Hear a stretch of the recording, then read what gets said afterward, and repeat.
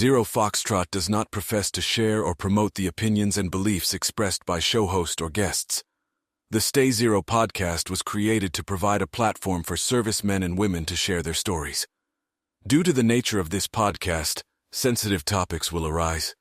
Conversations about combat, PTSD, drug use, and other such subjects will occur. Viewer discretion is advised. Welcome back to the Stay Zero podcast. I have Hector Bravo with me here today, man. Hector was in the Army and spent, was it 16 years in corrections? 16. Yeah, in California. And now you host a podcast, you wrote a book, you doing documentary. They're fucking getting it, man. Now I am, yeah. I was a product of the government from like age of 17 up until 38. Nice. So. Well, thanks for coming in today, Thank you, dude. Thank you for having me, man. I'm stoked, bro. Like I was telling you earlier, huge fan of your brand, dude. Awesome. Of the brand, for sure. Yeah, I love the shirts and stuff. They've got a good fit. I don't know who makes it, but it's super comfortable. Yeah. Well, before we get started, I want to remind you guys, be sure to follow, like, and share. If you hear something today that you connected with and think of somebody, be sure to share it with them as well. We appreciate the support. Let's kick it off with your time in the Army, or where the story really starts for you. The story for the Army, I would say it started junior year of high school. Okay. I graduated in the year 2002. But prior to that, it was career day. The Marine recruiter came in all dressed sharp with a uniform, talking about college, talking about traveling. And the light bulb went off. Well, he wasn't wrong. Yeah. I mean, as far as military goes, they will pay for your college and you will be traveling. Yeah. I would eventually go to the Army. Quick story is I went to the recruiter station while I was still a junior, because I enlisted at 17 with my parents' permission. The DEP program? Yeah, delayed entry program. Yeah, me too. So went to the Marine Corps, said, hey, I want to join the Marines. So like, here, take the practice ASVAB. And I actually failed the practice ASVAB, dude. And I'm like, damn, I'm too dumb to be a Marine? And they're like, try your luck next door, man, with the Army. So I go next door and tell them I just failed. They're like, don't worry, take hours. And again, I didn't know. Is it different? I didn't know any different. Maybe it was the same exact test. Yeah. Maybe, I don't know what was going on, but they're like, hey, you passed, man, congratulations. I'm Nice. like, cool. Army it is. Awesome. And delayed entry program. The beginning of my senior year, dude. So the whole entire senior year counted. I got Army, infantry, Europe. They said Europe, so I didn't know it was going to be Germany. Kind of assumed. Yeah. And then 1 month later, dude, in July of 2002, I found myself in Fort Benning, Georgia. Doing what? Home of the infantry. Basic training. It was an OSA unit. Is where you do your basic training and your AIT, your infantry advanced training together. So I can't remember how long it was, probably like 4 months. Yeah. And yeah, bro, it was freaking 17 years old, 121 pounds soaking wet, had a girlfriend that I got a Dear John letter. It's like typical. It was on the brink of, so 9/11 had already happened and we were already in Afghanistan. So it was on the brink of the Iraq war, with Saddam Hussein and weapons of mass destruction. We pretty much knew we were going. Yeah, well, you were pretty early in that 02 then. When did you do your first deployment? So I did not partake in the invasion in 2003. We actually went right in for OIF-2, Operation Iraqi Freedom 2, in the year 2004. Okay. The beginning of the insurgency, dude. IEDs, ambushes. Dude, that's right when I was, my first was in February of 04. Me too. Really? Yeah, bro. We went to Kuwait first. Yeah, and then did you drive over the border? Yeah. Were you Army or Marine? I was Marine Corps. We did the same thing. Oh, shit. We spent like 2 weeks in Kuwait in this shithole camp. You guys were probably at Camp Udari. Or it was like that sounds familiar. There was a separate Marine base where we actually walked to in the middle of fucking nowhere. Yeah. I remember that, dude. And we drove over the border all the way to the Jordanian border. Yeah. Like fucking 4 or 5 days, you maybe see a week. Berm, you see all the fucking burnt out tanks on the side of the road. Oh, yeah. The craters. Oh, yeah. Children flipping you off. Fucking doing the knife to the neck. Man. Sitting in the back of a 7-ton on my pack with no armor, vehicles, dude. On nothing. Like zip up fucking doors. So when I was in Kuwait, because we were there for a month prior to heading north. I got tasked out to do a detail, bro. I don't know if I was a shitbag. I was reflecting back, like, why did they task me out for this? Where I had to fill up 7,000 sandbags in like 24 hours or 12 hours. Shit. And they were using those sandbags as the armor to place on the floorboards of vehicles. Yeah. And fuck, dude, that was a pain in the ass. Dude, that's a hell of a fucking working party. It sucked, bro. Yeah. Fuck.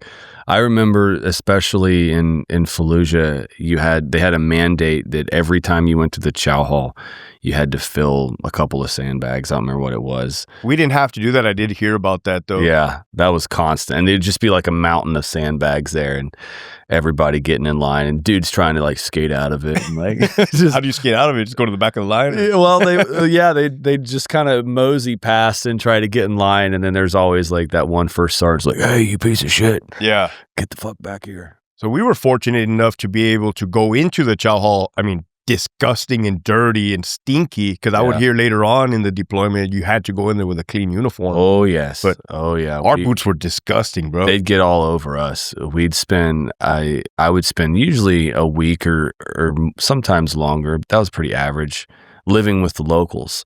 And so we weren't showering. Right. We were fucking nasty.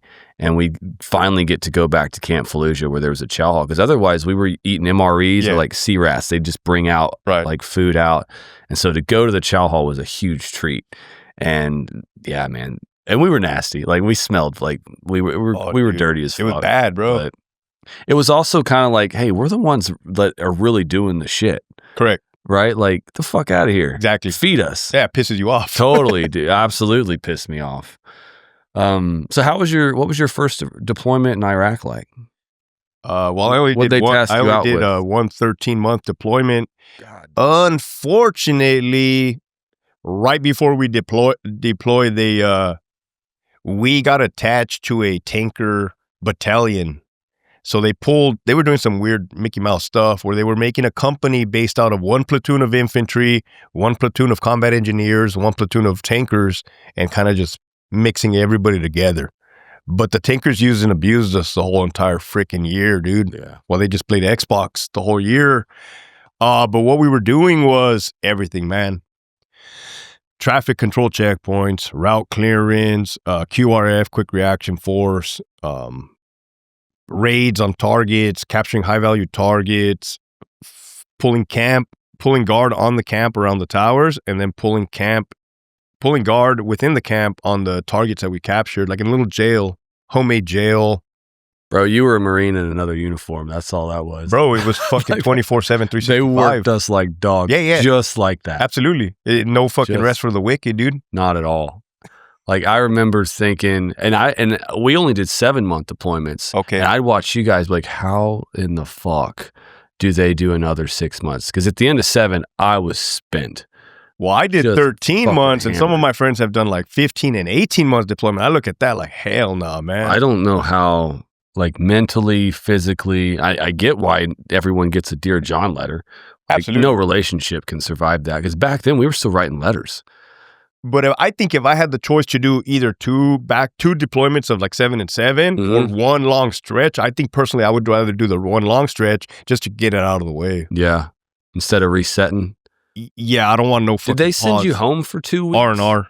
See, halfway. I always felt like that might fuck me up more. Oh my God, bro. Was it a good thing or was it a bad thing? Do you guys just not come back? Does that happen much? I don't view it as a bad thing. I mean, it's a funny story that you say that, because I actually went on R&R with the platoon sergeant of the combat engineer platoon. His name was Joselito Villanueva, right? We just celebrated Memorial Day. It just passed recently. And I went to R&R with Joselito Villanueva. He was an E7, Sergeant First Class. We landed in Texas, Dallas, and then he went to Los Angeles. I went to San Diego. When we got back, he told me, I don't want to go back. And that was an E7, dude. I was an E4. And I'm like, what do you mean you don't want to go back? And I was like, we got to go back, right? And I was kind of confused and scared at the same time. But he must have had a feeling, because a month later, he would get shot in the throat and killed while on a patrol. And I was QRF at that time. So when I get there, I see the American soldiers, because they were kind of at a distance. kind of coming out of a field. I see American soldiers loading a body into a body bag. And I remember instantly thinking, like, please let that be Iraqi National Guard. Let that be ING. Mm-hmm. And then you hear it over the radio. Be advised, Red 7 is KIA. That was his call sign. I'm like, fuck. That's so heavy, man. That is heavy, man. So, like, I would say R&R is needed to decompress, but going back fucking sucks, dude. Yeah, man. Bad. 2 weeks is not enough to, like, it's almost a teaser. It sucks, bro. I remember I surprised my parents. I got it on video, too. I surprised my parents. I was in DCUs in the old desert camouflage because they made you fly in DCUs. And I remember thinking I was so cool, bro, because I was a PFC at that time. I had my combat infantry badge sewn on. I'm like, fuck, yeah, what's up, you know? Salt dog. Yeah, dude, the fucking 19-year-old kid. And I remember when I walked through that door, surprised my parents at the house because we videotaped it. A buddy went with me, and like, dude, my parents, they looked like they saw a ghost when I walked through that door. And my parents, my sister. That's a cool moment. It was amazing, bro. But then I was drinking heavily at that point too, and later on we'll go into how that negatively affected me. Yeah, I feel like alcohol was the only acceptable numbing agent for us. Like, we can't smoke weed. Correct. We can't do, and at that time there wasn't really anything else. Like, Correct. Like I didn't know about SSRIs. Correct. And I didn't know about anything else. It was like, booze is what you do. Right. And we drink ourselves into a coma, and the more you can drink, the bigger your balls are. Right. Right. And so that was I guess, the drug of choice. I remember weapons platoon, especially. I don't know if it's just across the board, but those guys were fucking nuts. And it seemed like every weapons platoon was nuts, but they would do Wobble Wednesdays, where every Wednesday, each person in the platoon was assigned to make up a drink. And it was really just who could make the most disgusting combination of tequila, whiskey, like all of it, right? Just a bunch of trash can punches, and you were supposed to run the gauntlet and drink from every platoon or every guy's room. Just out of control, fucking out of control. It's almost like a rite of passage, man, but if you view it from like the lens that I do, I can easily see what a fine line it is until you start abusing it and self-medicating. For sure. Right. So, and I self-medicated. Yeah. Bad, dude. Bad. I remember I had like a sinus issue. And so even when I flew to boot camp, it was probably one of the, like, second time I'd ever been on an airplane. Where'd you go, to San Diego? Or? Mm-hmm. Okay. When we landed, I got this incredible like pain in my sinus cavity. Almost if you'd ever been scuba diving or something, it won't relieve. And I thought my fucking head was going to explode. And so that would happen on deployments as well when we would fly over, and it would give me a ton of anxiety. Like, this is going to fucking suck. I mean, 10 out of 10, most pain I ever felt. Like, my sinuses were just, and they're not going to stop descending for me, right? But I found that if I was drunk, that wouldn't happen. And so on deployment trips over to Iraq, I would have a Nalgene bottle full of Jack Daniels, and I would just drink the whole flight. I discovered later that if I was just hydrated, that would resolve it too. I didn't have to be hammered drunk. But yeah, man, total drug of choice. But you're hitting a lot of key points though, because people drink for numerous reasons, right? And some will make excuses, and some sound like valid excuses. Yeah. But he reminded me about, I never knew I got seasickness until I got sober. Because I had been on numerous boats, man, but just so trash, dude. Funny. And it wasn't until I got sober I started throwing up out at sea. Oh, the boat is moving. It's not just me. So that's funny. That's funny. Man, how has losing that guy affected you in your time after? Like, I remember some leadership guys, but especially ones that I respected, are guys that I thought, like, there's no way that dude's getting killed over here. Like, that guy's squared away as fuck. And then when he got killed, it popped the bubble of illusion in my head that you could fight IEDs. Right. You know, like there's no training. You don't look how many push-ups you do, right? It's wrong time, wrong place. And that was a different kind of fear. So he wasn't the first. He wasn't the first KIA that we suffered in the company. Yeah. His death was on September 27, 2004. Was it September 27? So 17 days prior, whatever the math is, dude, on September 10th On September 10th, 2004 is when my friend, our medic, was killed on my mom's birthday by a IED, roadside bomb, while we were out on patrol. So they actually, the insurgents, the enemy, lured us out there. And it was just a matter of time before they lured us out there, dude. How did they lure you? Because our FOB, Fallujah, would take incoming indirect fire every day, every morning, every night. And we had the satellite that tracked the trajectory of the round to give you the point of origin. Yeah. So it was just a matter of time before they realized, hey, these guys come to the point of origin every single time that we mortar them. Yeah. So that's what they did. They placed an IED, surface level, 2 155 artillery rounds. And my buddy Doc, Edgar Daclon, he's from Torrance, California. He was our medic, but he always led from the front, bro. We considered him a grunt. And he stepped in front of the IED. They parked the Humvee. But it was a setup. There was nothing anybody could do, and no leadership could have changed that. Right. And as soon as he stepped in front of the Humvee, the insurgent detonated it, and it blew him across the road. So that I arrived shortly afterwards, man, like right there. And as soon as I get out, Sergeant Eggert's like, "Hey, they killed Doc," and I'm like, "What do you mean they killed Doc?" Right? Because I'm 19, dude, and I'm a normal human up until this point. Yeah. And he's like, "He's right over there. Look." And I look, dude, and I see a body on the road, and my vision just like got dark, dude, like tunnel vision. And then everything was like kind of nightmare, slow downish. And I'm like, the fuck? So I run over there, and I'm hovering over Doc, and he has dry speckles of blood on his face. And it doesn't look like Doc, though. But it's him. And I looked out, going down his body, and then I look at his right leg, and his shin bone is exposed. So I'm assuming he took shrapnel to the thing, but he's already dead. And I don't, all these years, and even then, I don't know what killed him. Was it the blast? Because he was so close to it, out of the pressure. I have no idea. And then instantly, a truck starts coming down the road because we're on a road right. Parallel to the Tigris River.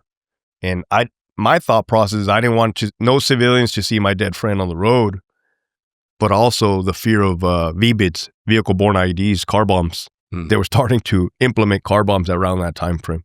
Yeah. So I'm shooting at this truck, and it's not stopping. Shooting at the truck, and it's not stopping. And I'm like, dude, I'm going to have to kill this motherfucker. Like, I'm going to have to kill this guy. And in the month of April, I actually did shoot somebody. And I was like, damn, bro, because he was bleeding out all over, and that was an experience in itself. So I'm like, I'm gonna have to shoot this motherfucker. But the only bad thing in the gray area about war is you don't know. Yeah. You don't fucking know if he's a bad guy, if he's a good guy, what his intentions are. So as I'm gauging the situation, the truck is already up on us, man. It was already up on us. And I could see it was an old man. This dude must have been 80 years old, man. So we're fucking angry. We're pissed. We break the window. We drag him out. We start beating him up, fucking throw him back in the truck, and he drives around. I guess he was like old, blind, and deaf, dude. I mean, you know how it was over there. Yeah. When we were shooting at the fucking truck, and he was continuing to come, bro. I was shooting out the passenger side of his windshield, blowing it out, and he was still cruising on toward him. They're not the fucking brightest. It makes you wonder, man. We had one of our platoons. I remember the guy that did it. I don't remember what platoon he was with, but they ended up killing a little girl. They were doing like a snap VCP, and they had concertina wire. They had signs. They had the whole thing, and this dude's just blowing right through it. And he puts one in the deck, and it bounces up, goes through the grill, and kills a girl sitting in the back seat. And they asked the dude. They stopped him, and he's like, "I can't read, so I didn't know what the sign said." It's like, well, you don't think, well, fucking slow down. Like, you see all the wire guys. And fucking Americans. Yeah, man. And there's so many casualties like that. Our company gunny asked a dude to bring him some cigars one time. And he's like, yeah, just bring it over to the FOB and I'll come out and meet you. And the guy thought that gave him permission to drive into the FOB. And they killed him at the front gate. And we were like, fuck, well, you just talked to this dude an hour ago. That's wild, bro. You're right, dude. It's sad. It's sad. The miscommunication, like the language barrier, the culture barrier. There's so much. You bring me to. You remind me of a funny story. I was I told you we did a lot of different duties working over there, and one was pulling front gate guard, and I was on front gate guard, and the tower or the soldier in the tower said, "Hey, Farrell, be advised, you have one walking towards you." Well, he kind of like advised me, right? And I see this guy walking with something in his hand, bro, and was like, what it was a fucking IED, dude. It was a fucking time clock, like an old school time clock that you see in the cartoons type of bomb. Yeah. And a fucking, like a mortar round, like a, whatever it was, 80 millimeter mortar, 60 millimeter mortar. And I fucking draw on him, right? And he's like, "Hey, what the fuck? Hey, stop, motherfucker, stop," right? And I'm like, what the fuck is wrong with this? The tower guy, like, trying to fucking think. Yeah. And again, bro, I wasn't like looking to kill people, right? But there was so many fucking times where I'm just like, dude, I should fucking probably kill this guy, right? But you just don't know why things are transpiring. Yeah. The way, because you're also reading body language, right? And he didn't look like he like wanted to blow me up to hell. Right. It's kind of like walking up. He wasn't running at you screaming. Correct. Right. No, he was walking up. So what happened is that dude was an Iraqi National Guard. He went to start up his car in the morning, and he noticed there was a bomb attached to his car. So he took it upon himself to defuse it and bring it to us. Yeah, bro. God dang. Yeah, bro. I remember I laid into that dude in the tower. Like, hey, don't you ever fucking let some dude walk towards No shit. with a fucking bomb ever again, bro. Up there playing their fucking Mario Kart. But you're right, dude. It's so fucking sketchy, man. And that's just what you encounter. It's hard. It's really hard to know what to do because you can't take the bullets back if you're wrong. Dude. Right. And so, and you don't want to, there's also like, there's kind of a lawyer attached to every one of them you shoot too, if it's the wrong situation, especially now, or at least in as a contractor, especially, there was that. And they flat out said that there's a lawyer attached to every bullet you fire. So you better be fucking right. Absolutely. Take me to that time that you mentioned the first time you did have to shoot someone. What happened that day? So that day I was assigned as QRF, Quick Reaction Force. In that day in particular, it was April 15, 2004. I was taking a dump on our fob in a trailer. You know, like the trailers they have at the concerts? Yeah. And taking a dump and we get incoming like clockwork, bro. Poof. I think it was mortars. I'm like, fuck, I'm gonna fucking die on the shitter. I'm fucking like, I have my gear off, right? It's near me. I'm like, fuck. So I pull my pants up. I believe I don't even wipe my ass, dude. And I get my gear on, and I know that I'm going to be having to go out because I'm QRF. And like I said, we would go to the point of origin. And we load up. Somehow, ING, Iraqi National Guard, we worked a lot alongside with them. They were like already ready, linked up, ready to roll. And immediately they pull over a random vehicle and just start beating the fuck out of this civilian on the side of the road, dude. I kind of figured it was just a random civilian because it was just too soon. We just left the freaking bro. They're just ready to beat up anybody. So they were doing that. It was like looking around, hey, fucking, you're wasting time. Let's get back in the Humvee, right? So then we get into some type of high-speed pursuit, bro, where I think we ended up near Fallujah because we drove way out of our area sector, bro. Way. We'd never been in that area. And we get into some high-speed pursuit, and then we lose the vehicle. So then we set up a traffic control checkpoint. And where I was at, it was Balad. So it was like 50 miles north of Baghdad and west of Fallujah, right in the middle of the Sunni Triangle, bro. And it was agricultural, so a lot of fields. Canals, dirt roads, fields, orchards. And we set up a traffic control checkpoint and we see a white truck come. And as soon as he sees us, dude, he flips a bitch, does a U-turn and takes off. So that we're like, oh shit, there they are. Let's go, right? Fucking boom. We load up. I was a driver of the Humvee, my Sergeant Dino, and then Maze in the gun. And our biggest weapon system was a 240 Bravo, bro. That was our biggest weapon system. 7.62, and the truck pulls in front of a house. 3 military-age males jump out, dude, and they run through the house. I just take it upon myself to take chase, right? So me and my other friends, we cut around the house. We didn't go through the house. They went through the house. They went out the back door. We went around. One of the 3 males made a left, but our squad's our squad leader, Sergeant Hando, fucking took care of him. There was like two old guys fighting in the fucking woods, bro. One-on-one. Nice.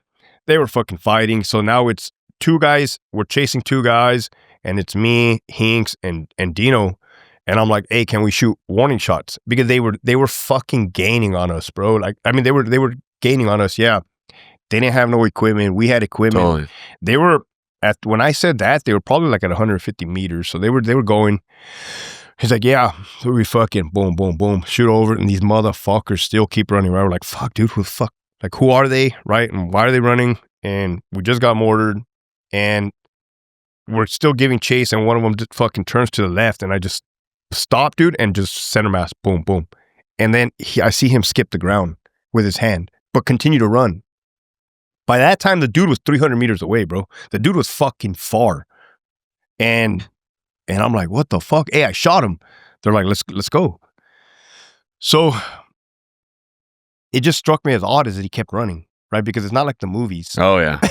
Yeah. It's not like the movies, dude. And I'm like, did I shoot him? Totally. And I'm like, I had to have, because the way he skipped the fucking ground was not normal. It was like, sometimes people do abnormal, moves in real life. And when we finally catch up, there's a canal bank, and it's empty, but it's muddy. And the dude's on his knees in a man dress, fucking soaked in blood. Surprisingly, he still had his sandals on. I don't know how the sandals didn't get stuck in the mud as he went across, right? And I'm like, fuck. I remember telling myself, please let that be mud. Please let that be mud. Because we had barely been in country like 2 months. We had already lost another American soldier, Specialist Tick, from an IED. So just things were starting to pick up, right? Yeah. Things were starting to become real. Yeah. So my sergeant was like, hey, you fucking shot him, you search him. So the dude's on his knees. I come around behind him and I kick him in the back. Boom. And he fucking goes forward. And when I go to do an EPW search, enemy prisoner of war, my hands slip on the blood. They were so fucking slick, dude. Like if I got my hands in red paint and just went like that, and I'm like, fuck, right? And fucking looked at my hands, and we're like, hey, we got to keep going, man. There's another guy. He kept running towards this village. So we go over there. Our responding people from our platoon came, started bandaging this dude up. I don't know if the dude survived or not, right? They sent him to a hospital or Camp Anaconda, which was the thing. But I did ask my sergeant, like, during my wedding in 2011, because he came, I was like, hey, whatever happened to that guy? He's like, oh, he didn't make it, bro. He didn't ever end up going to the fucking hospital. I'm like, damn. Right? So it's kind of, again, you don't know what the fuck happens there. So we don't find the third guy. We don't find the fucking third guy. And things started feeling real weird, bro. Like pictures of Saddam Hussein. People like did not like us there. And we can fucking feel like, dude, if we stay here any longer, we're going to get fucked up. Yeah. You can just start fucking feeling it. For sure. And so luckily we left, dude. But that was that incident in April of 2004 and early on into the deployment. And our platoon would eventually, and like you mentioned earlier, we would eventually kill or shoot a lot of fucking people, bro, especially like during traffic control checkpoints, raids, and just the grayness of the fucking war, dude. Yeah. Was that the main, like, kind of conflict y'all were having was I guess, police? It felt like police work to me. Like we were going to over there to fight an enemy, but it's like we're fighting ghosts. Like they wouldn't fight you. It was on their terms. Correct. It was mostly indirect fire or random pop shots. Yep. And there's just no one to fight. Right. So, no, you hit the nail on the head. Fighting ghosts. I used to use the terminology chasing ghosts because it's the same shit, man. You're trying to chase them, find them, figure them out, and they're not dumb people. They're very evasive, very smart, and they know the dumb ones are dead. Yeah, bro. Especially when it comes to making IEDs. I mean, and cell phones. That's pretty fucking takes some intelligence. The ingenuity was impressive for sure. So it's funny that you mentioned, did that become a problem? Because fuck, dude. Now that we're on this story. Doc Daclon died on September 10th. Joselito Villanueva died September 27th. On October 1st, we took over the city of Samarra 1 month prior to the Marines taking Fallujah. So we were on the offensive on October 1st. It was called Operation Baton Rouge, where we had to go in there and fucking take back that city from insurgents that had, fucked everything all up, taken over, setting up weapons caches everywhere. Oh, yeah. And bro, fuck. Like the power and the might and the anger of fucking Americans, dude. That was by far the best or worst, 4th of July fireworks show I have ever fucking seen, dude. The night before, the morning of October 1st, bro, we lit that whole fucking city up, dude, with everything. AC-130 gunships, dude, like artillery, tanks. Bro, every fucking weapon in the United States arsenal just opened up on that city. And then finally, we were online on the phase line, and then we just take it. We just door to door, house to house. And yeah, you're finding families in there, scared fucking families, women, children, finding all kinds of shit. But dude, we fucked that city up. Wow. So prior to us taking that city, we had a briefing the night before with our lieutenant. And that lieutenant actually replaced our original lieutenant, because I failed to mention that our original lieutenant got wounded when Doc got killed. He took shrapnel on the bottom of his foot and mangled his feet. So we had a new lieutenant come in. And I asked him, hey, sir, are there going to be people going about their daily business in Samarra, grocery shopping, putting in gas? And he looked at me, he's like, hey, the lieutenant colonel wants you to burn that city to the ground. They had enough time to get out. He's like, you have zero collateral damage. I'm like, roger that, sir. And this is what he said. Every car that you see, blow it up. AT-4, 203, grenade, javelin, because I was a javelin gunner as well. Nice. So I'm like, roger that, sir. Yeah. Now, we didn't go in there and indiscriminately kill civilians, because, of course, we still have a conscience and we still have. But if you wanted to fuck something up, bro, you wanted to light a house to the fucking house on fire. So the combat engineers, we could tell which houses they had just hit because they would be up in flames, bro, because they had just lost their platoon sergeant. You see black fucking smoke of houses just. Did you feel a shift in the platoon when you guys took your first casualties? Like a change in either the aggression or the way y'all responded to stuff? The initial change that we felt was a blow to the gut. Like if somebody punched you in the fucking stomach and took the air out of you. Mm-hmm. Initially. As the platoon, that's what it felt like. Like the air just got taken from everybody. And then followed by confusion almost. Right? Like, fuck. And then I would say the anger and the rage came. But I credit all of us because we were super young, dude. We were super young and we were not undisciplined.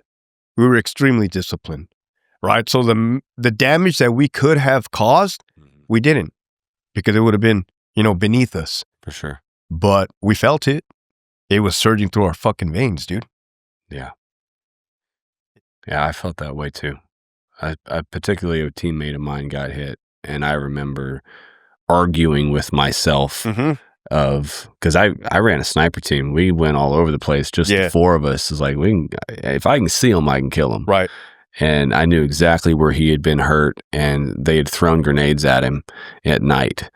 And I wanted to just throw the gloves off, walk 100%. out, because there's no account. Like, they wouldn't know who did it, where it did it. Bro. I could have got away with anything I wanted to get away with. 100%. And that was... I'm glad you bring that up, dude. Nobody really speaks about that. Yeah. Like, hey, you do have the ability to be the devil. For sure. Wreak havoc. For sure. And you may possibly just get away with it.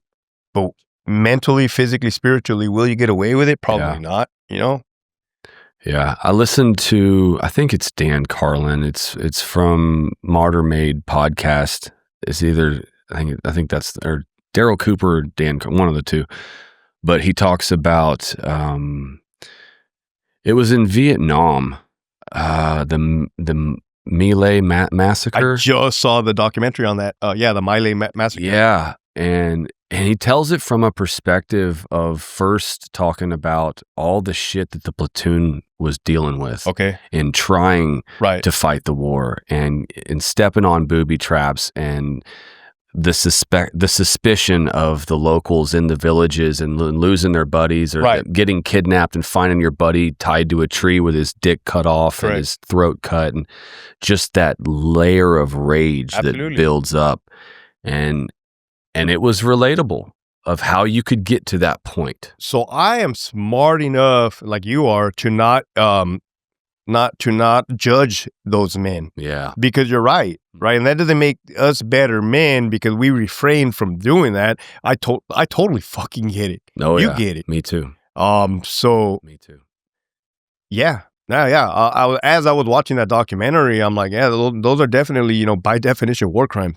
But I don't know what the fuck those guys went through prior. Totally. Totally. And I'm not. The only one that I can't quite get on board with or relate to was raping the women. Well, that goes without saying. That goes without saying. And I don't even know, truthfully, if factually that transpired. Right. I would hate to think that actually did transpire. Yeah. Of course, that is never okay anywhere, bro. Sure. Anywhere. I mean, I don't even see how you could perform with someone crying and you know what I mean? Like, that doesn't seem like something I could even do if I wanted to. One of the Vietnam vets in that documentary stated, hey, we did the same thing that those guys did in the My Lai massacre, but as we entered villages, we shot everybody as we entered. He's like, in that situation, they lined everybody up and executed them. I'm like, yeah, that's kind of different. Yeah. Right?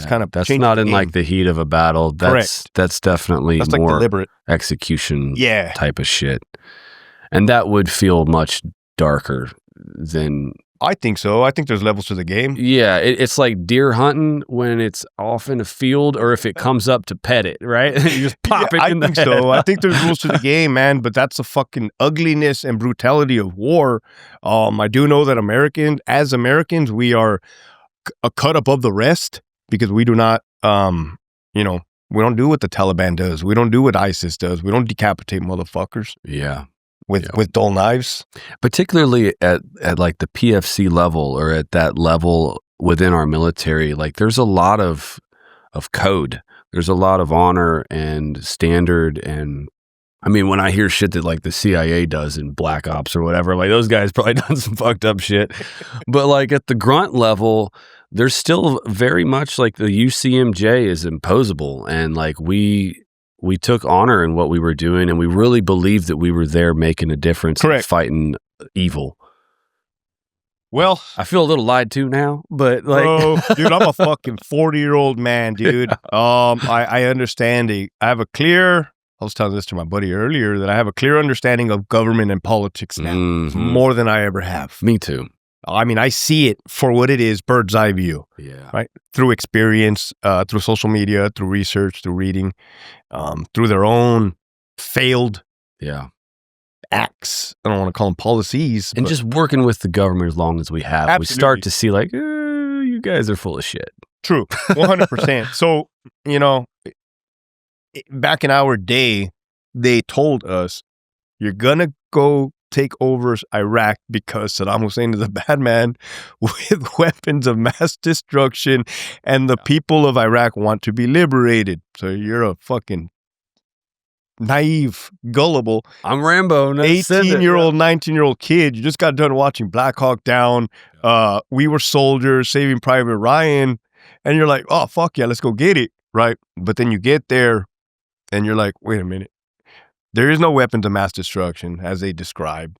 These people don't really seem to like us or want us to be here. Yeah. How can you tell, Hector? Well, they're trying to fucking kill us on a daily basis. Yeah. Yeah. Quite a few red flags started to show up. But you're too young to process the red flags, right? And it's not until repetitive things start to happen, like, wait a minute, am I being lied to? Am I being lied to? Yeah. Right? Yeah. I remember particularly like rules that seem to make no sense, or like ROEs That's a good indicator. Really seem to make no sense. I remember in Fallujah, we were told at one point, I think it was in 2005, that we weren't allowed to do laundry anymore. Why? That's a great question. And so we had washing machines. We hung them out to dry. It was hot. On the Fob Black, it was just across the bridge from Fallujah over the Euphrates. And I was like, wait, we can't do laundry. I was like, no, from now on, everyone in the regiment had to load up, create convoys, and drive to Camp Fallujah so that I think it was khaki or KBR or one of the two, probably KBR, could wash our laundry for us. And this was mandated. I was like, this is fucking stupid. We're risking our lives now out here to do laundry at KBR. Well, come to find out, I was reading a book like 5 years later or something. And they had a contract with the military, and the only way they'd make money was to mandate it. And they made $40 per load. And the regimental commander enforced that no one was then allowed to do their own laundry. I shit my pants one day after doing a mission. I had to request special permission to take the tape off the washing machine to wash my clothes. Wow. Dude. And it was stuff like that where I'm like, you motherfuckers. Yeah. Like, you risked our lives so that they'd make money. Well, when we get into the next portion of the podcast and we start talking about the California Department of Corrections, I saw that shit so fucking... Bro, it's all government. It's all government. It's all politics. It's all agenda. It's all money, right? Yeah. Zero fucking values, zero integrity. And, I mean, we're not dumb people, bro. Yeah. So we see it for what it is. I saw it too, man. Well, talk to me about coming home. What was it like coming home after that deployment that you did, and that was how well bad, did bro. you transition? That was bad. Really? That was prior. So I just got to let it be known that I am an alcoholic. You know what I mean? Like when a person's an alcoholic, I have an allergy to alcohol, and I didn't realize that. I now have 14 years of sobriety, but at this point in time, in 2005, I had no idea that I was an alcoholic. And before we left the FOB, we were being interviewed by nurses or by psychologist type people, therapists. And our team leader came up to us like, hey, they're going to ask you a bunch of questions right now. The sooner you say no, the sooner we get the fuck out of here. I'm like, roger that, cool. So she's like, hey, did you ever kill anybody? No. Did you ever see Americans get killed? No.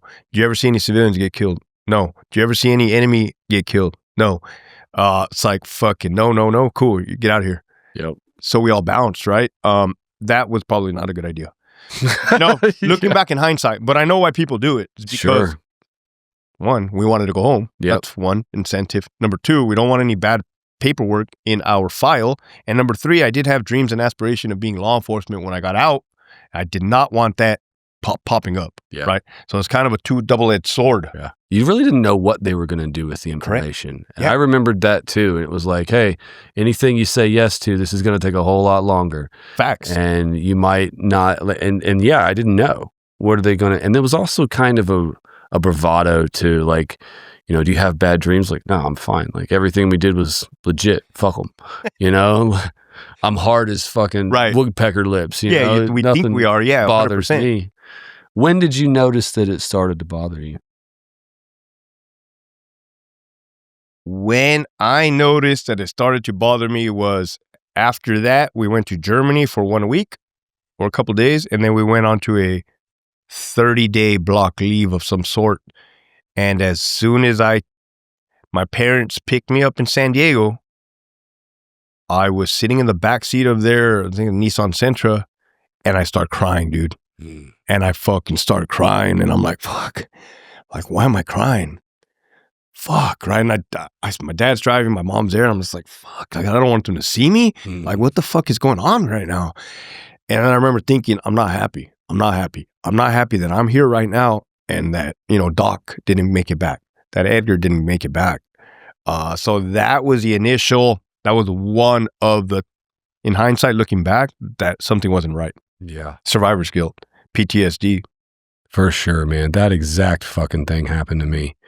I was at a pool party with the girl that I was dating, and it was like I would get to a certain level of alcohol and I couldn't hold it in anymore. Facts. And I sat in a bathroom at an apartment pool, like, you know, these detached bathrooms, and cried for like an hour and a half in the bathroom and had no idea why. It was just couldn't. Well, I mean, I did know why. It was, I lost, we lost almost the whole platoon. It was 11 wounded and 10 killed. Damn, dude. On December 1st in 2005. And What that was an IED. The CO started doing promotion ceremonies for guys while they were out on mission. And they thought that was especially cool to do.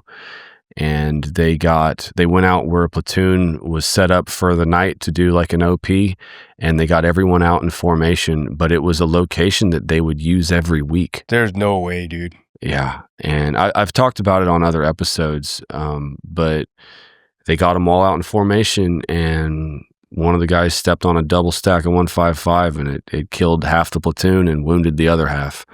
And yeah, 10 dead and 11 wounded. And they tried to cover it up. They tried to say they were out on a patrol and got ambushed, and they ended up giving the officers, bronze stars. No, I mean, yeah, of course they did. V right? And all this shit. Fuck, and, bro. I'm gonna throw up, man. Yeah, man. And it was my old platoon sergeant, Daniel Clay, and then our old chief scout from the sniper platoon, Andy Stevens, and a list of other guys. And that, I didn't cry when it happened. Like, I remember when it happened, it was a state of shock, correct, right? But I had no emotional response to it until that day. I had about half a bottle of Jack Daniels in me and just fucking poured out. Dude, sorry for your loss. You're reminding me of, like when people make stupid decisions in combat. It's like they wanted us to start doing PT formation runs or PT formation on our fob. And we're like, really? We get fucking mortared every fucking day and every night. Kidding. Yeah. And it just took one time, bro. Yeah. It took one fucking PT session, and we started taking incoming, and it's like, yeah, that's a wrap. So dumb. And it's painful. It's like, do you think that no one's thought of that before? Like, there's a reason we don't do that shit. Common sense is also a good indicator, too, not to do something. Yeah. Oh, after we start saluting you, sir. Yeah. Sniper Jack. Yeah, for sure, dude. Oh, man. So you noticed it started to bother you. What were you doing to manage it? Just drinking? So I ETS shortly after. Okay. I got out of the Army a couple months after I got back from Iraq at the age of 20. Wasn't even 21 yet, bro. Couldn't even buy a fucking alcohol yet. Wow. How did you get out so early? From 17 to 21, 17 to 20. Oh, okay. Remember, I went in at 17, delayed entry program, and then that was the goal, to become a correctional officer at the age of 21. Okay. Which didn't ultimately happen until I was 22. And in that year of 20 and 22, or 21 and 22, was by far my darkest year of my life. By far. And what was happening? Self-medicating. I was easily drinking a fifth of vodka a night, to include a 12-pack of Coronas. I only weighed 135, 145 pounds at the time, 150. I lost a lot of weight in Iraq, Yeah. Probably 30 pounds I lost.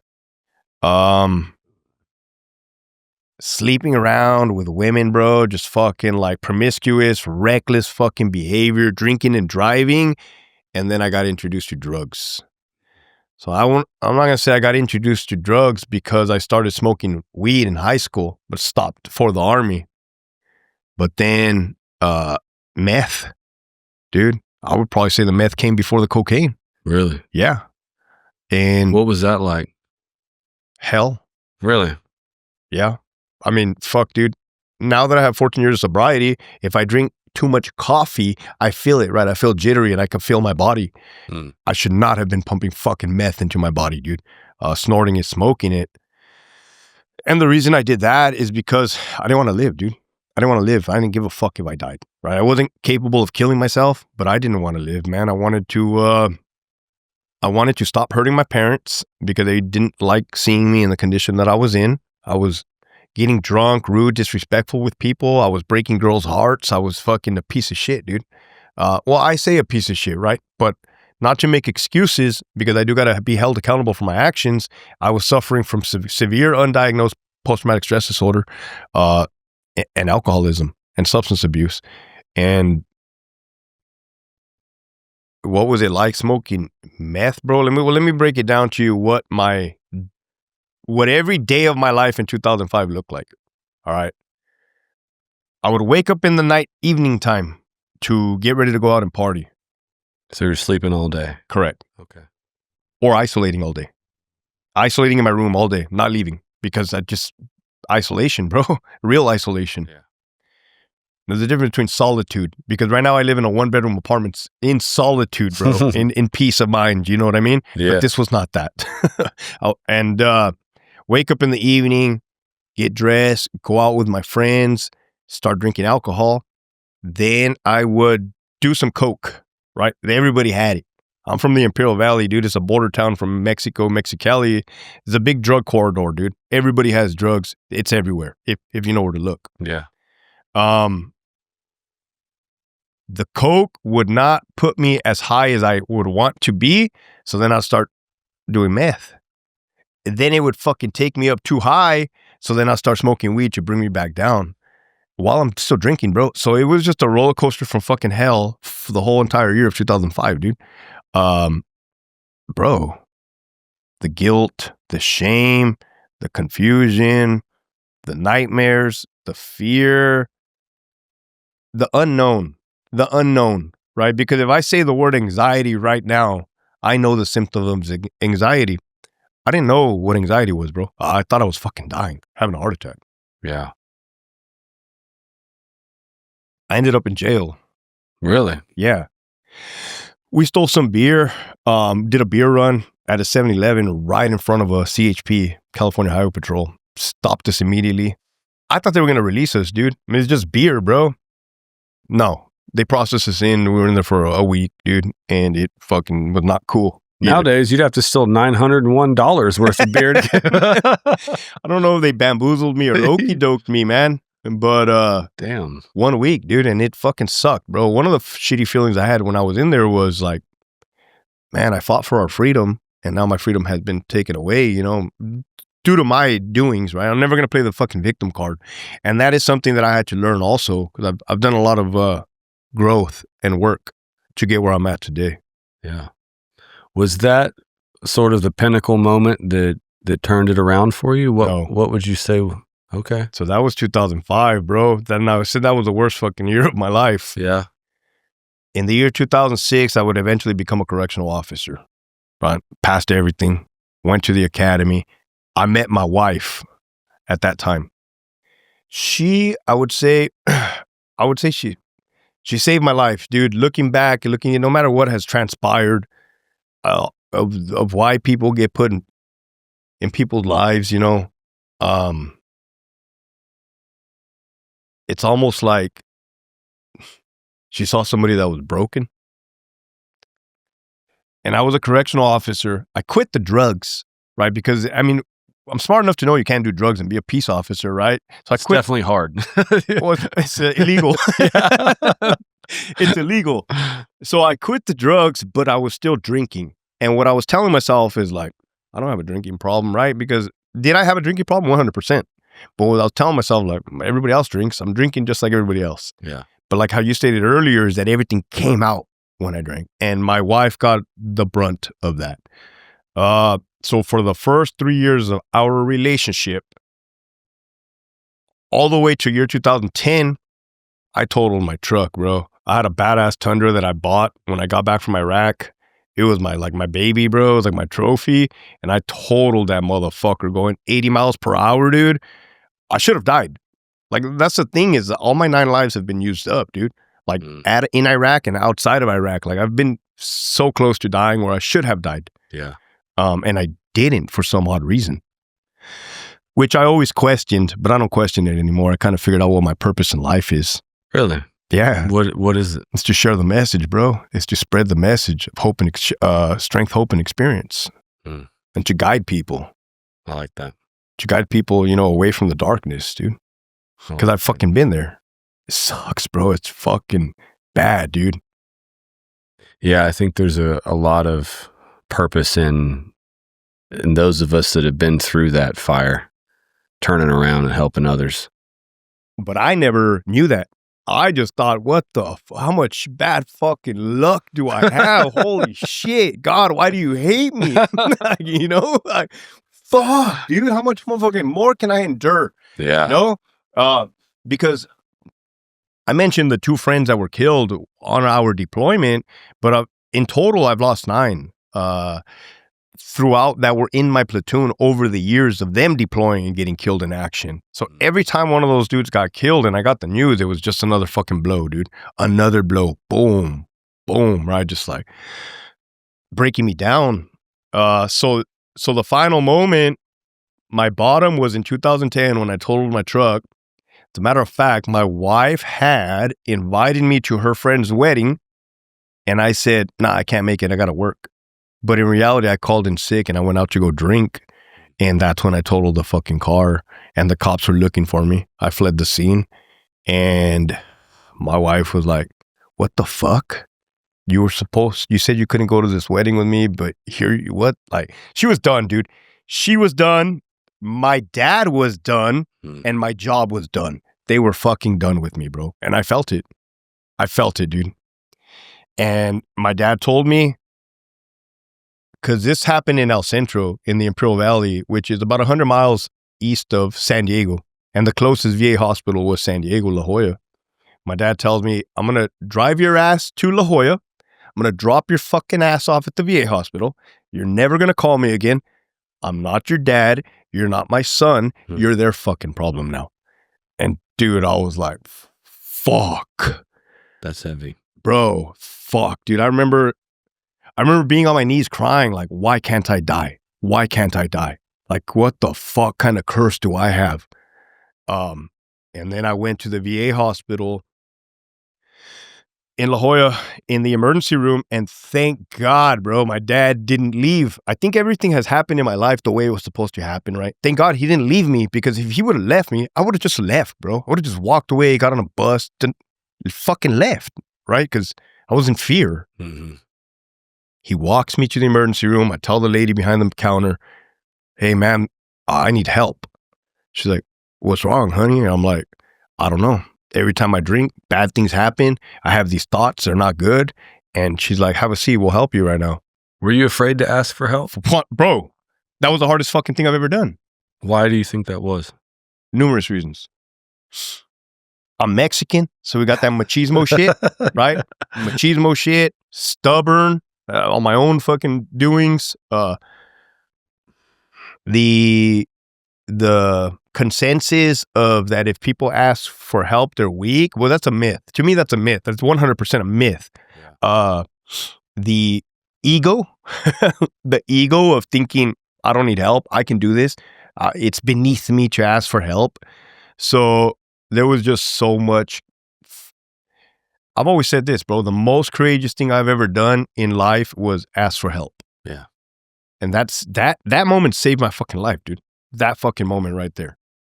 Because after that, well, I ended up in the psych ward. But they didn't tell me it was a psych ward.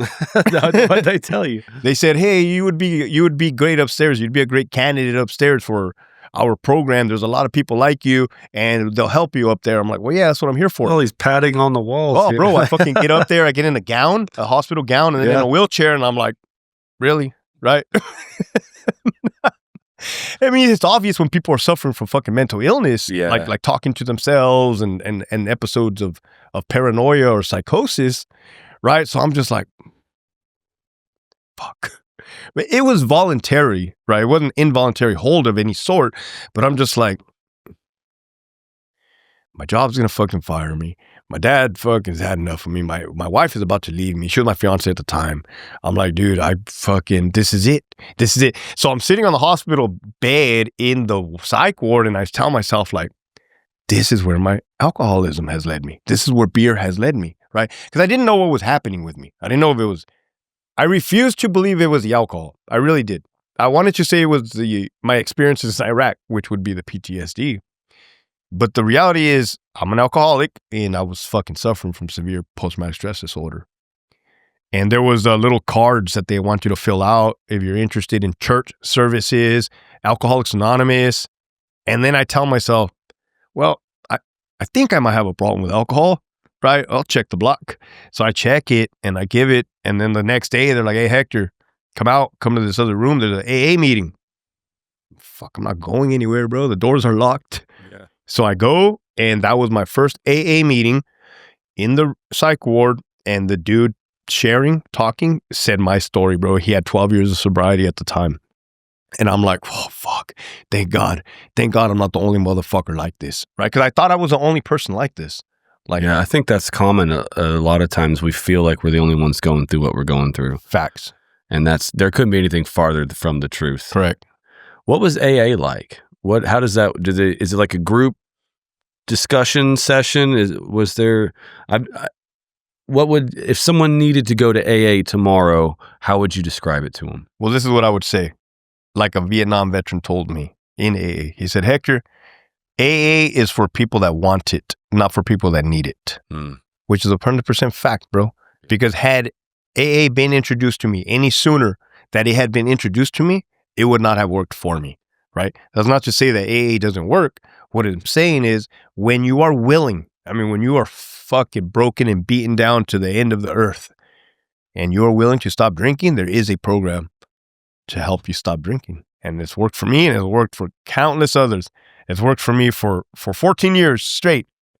So what does it consist of? It consists of a group of, I don't know how much I can go too much into it because they do practice anonymity, right? But it's just a group of ex-problem drinkers, as they say, and sharing stories about your experiences, strengths, and hopes of what it was like, what it's like now, and the work that you did to achieve it.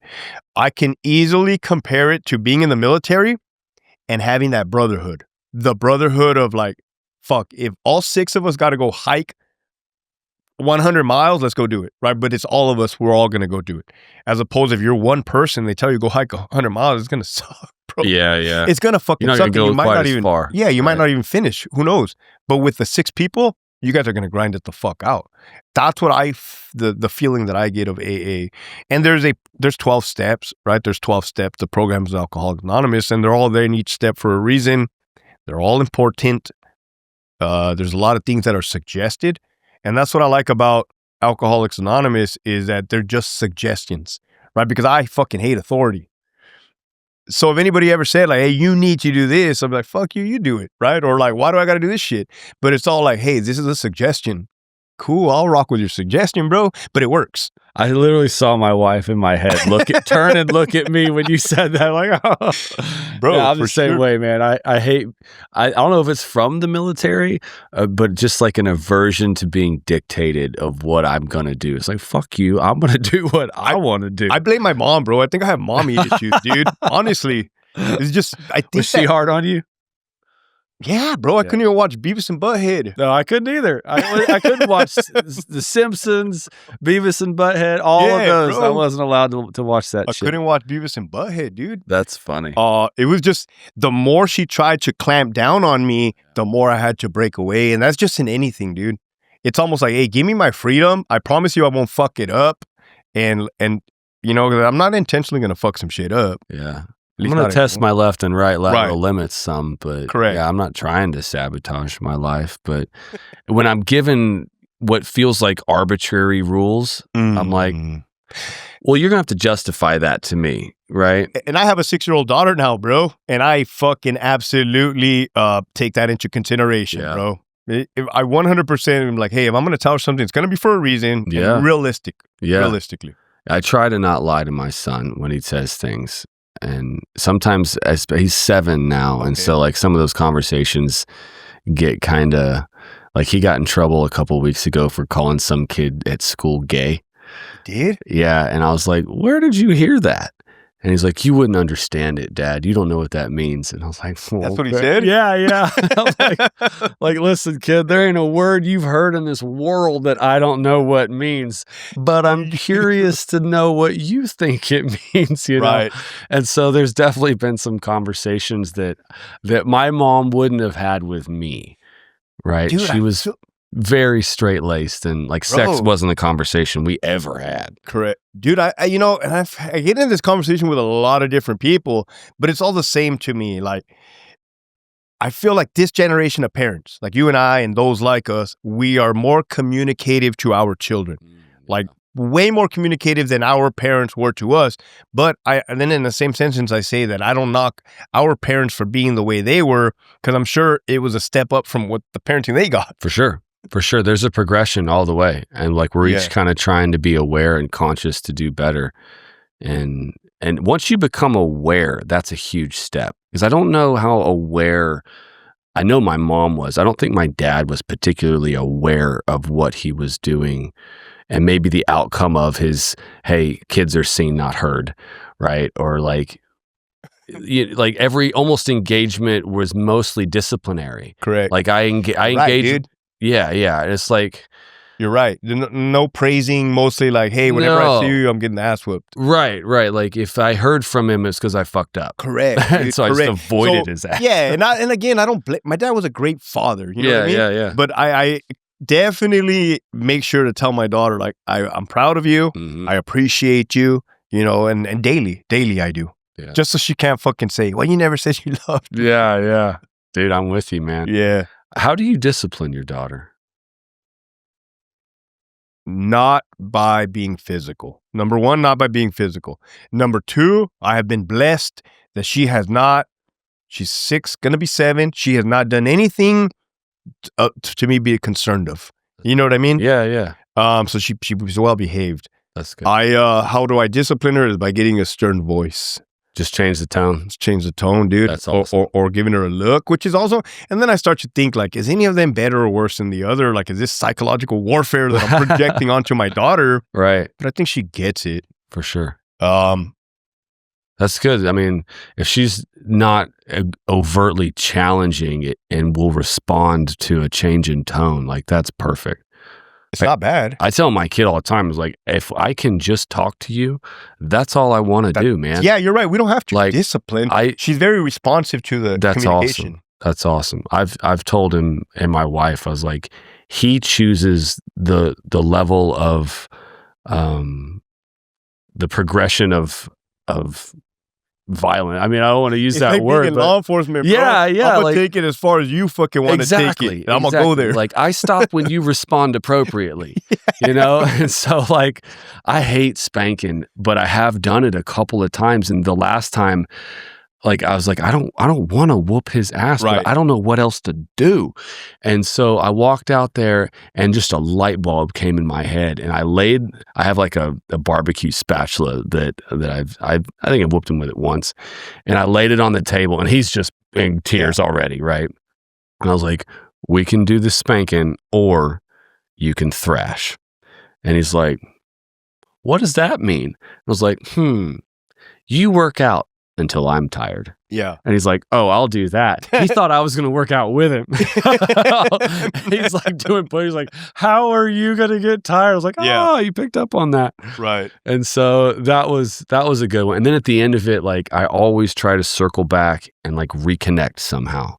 Like, either through a conversation or through a hug or doing something together. Like, all right, now go get your dirt bike. Let's go ride. Oh, 100%. I think it's important to keep it balanced out. It's just like leadership, bro. You got to sandwich in the criticism in the middle. Yeah. Like reward, criticism, reward. Right. Otherwise, they stop listening. Yeah. Like that dog that's always barking, you just eventually quit hearing. Which is why I'm no longer with my wife. But yeah, bro. The other day, my daughter was like, oh, Daddy, I have to go to swimming lessons. Mommy's going to get mad. I'm like, man, don't worry. Mommy's always mad. What difference? What's one more? She wasn't quite grasping my tactics. She will later. Yeah. That's funny. Oh, man. And so Alcohol Anonymous is what really saved my life, bro. Yeah, this is actually the first time that I openly admit it on camera, Yeah. But I work that program daily. Nice. Daily. And you're still a part of that. I mean, until the day that I die, bro. Awesome. Because if I don't, I know that I will relapse. And I understand that. And I know that I cannot have one drop of alcohol.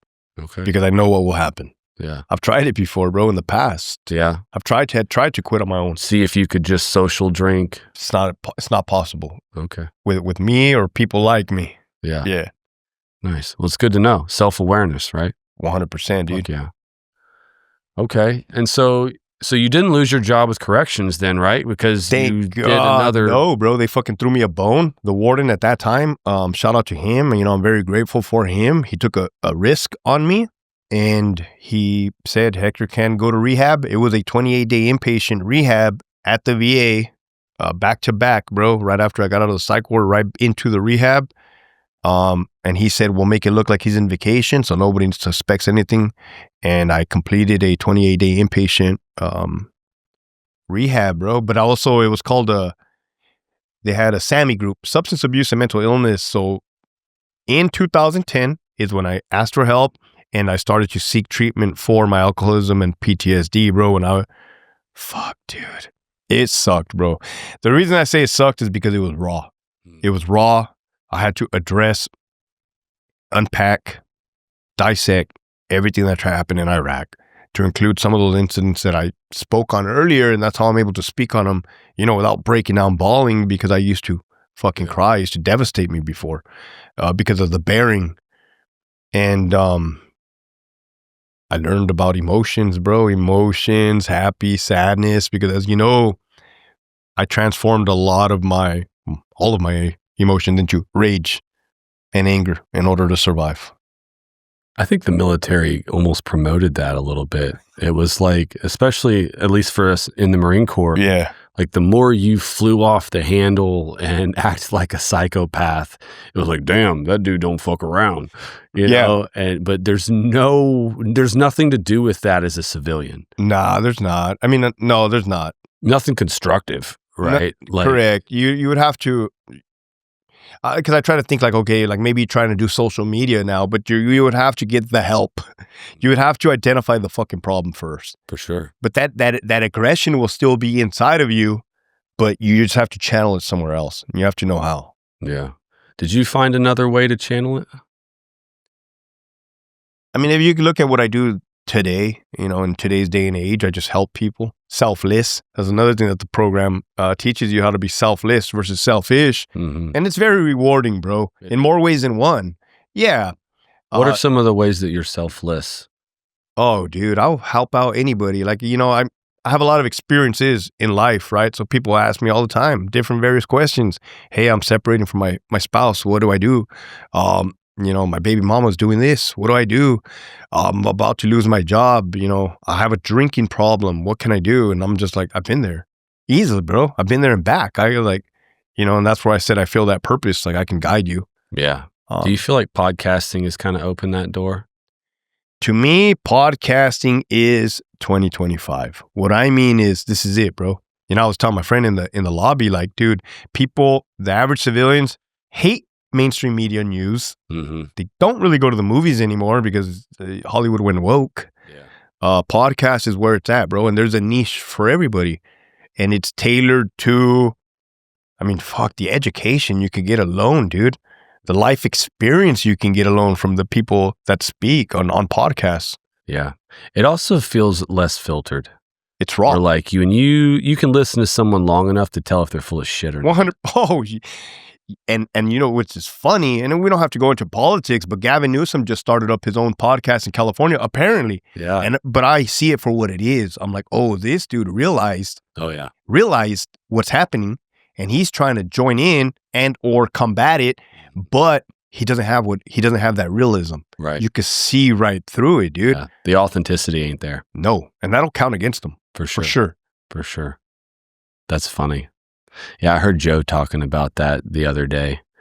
I worked for Rogan for 2 years, drove his guests to the studio. And that was when I first started podcasting. And it was like 20 minutes before and after his guests, I had them in the vehicle to practice myself. And so that was super fun and a cool way to meet people I otherwise never would have met. But that's where it's at, dude. Oh, for sure.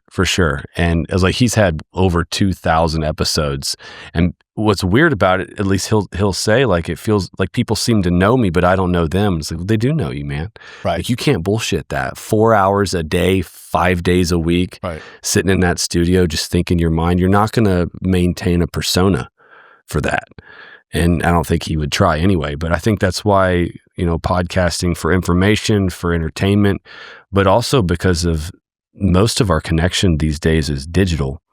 And so not a lot of, like, how often do you sit down from a stranger and just talk for 2 hours about their life? Think about that, bro. Outside of podcasting, and Correct. I don't fucking do it ever. Correct. Yeah, he's always busy on the grind. Totally. And it's like, oh no, put your phones down. Right. There's no exterior stimulation. We're just going to have a conversation right here and have a human connection. Yeah. Never fucking happens.